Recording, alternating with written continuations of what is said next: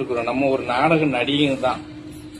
நம்ம இப்ப இருக்கிறோம் இல்லையா, அவனுடைய கதாபாத்திரத்துல நம்ம நடிச்சுக்கிட்டு இருக்கிறோம். நமக்கு இந்த வேஷத்தை கொடுத்திருக்கிறாங்க, நம்ம அந்த நாடகத்துல நடிச்சுக்கிட்டு இருக்கோம். இவ்வளவுதான்.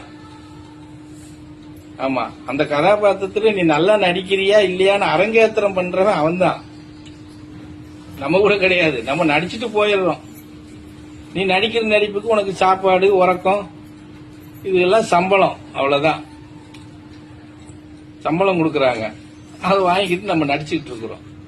இது தெரியாம நாம பெரிய இப்படி நாட்டுக்கே நம்ம தான், நாட்டுக்கு, வீட்டுக்கு, ஊருக்கு, தெருவுக்கு எல்லாம் நம்ம தான் வித்துவா மாதிரி எல்லாம் நம்ம காட்டிக்கிட்டு இருக்கோம். புரிஞ்சதா? கிடையாது. இதெல்லாம் யோசிச்சு பார்த்தா நம்ம எப்படி சொல்றது? நீங்க சொன்ன உங்க பாதையில் சொல்ல போனா எங்க சாமி அடிக்கடி சொல்லுவாரு, சரியா, நாத்தம் எடுத்த ஊத்தம் எடுத்த சரியறதுக்கு எனத்துக்கடா இப்படி அலையிறீங்க நாக்க தொங்க போட்டுட்டு. அவ்வளவுதானே. உனக்குள்ள இருக்கிற பல்வன்ல இருக்கிற காத்து போயிருச்சுன்னா பல்வனாவது காத்துல பறந்துக்கிட்டாவது போகும். நீ அதுக்கு கூட ஆக மாட்டிய. இன்னைக்கு உன் காத்து போயிருச்சுன்னா நாளை காலையில் நீ நாத்தம் எடுத்து போய் தானே இருப்ப. அதானே உண்மை.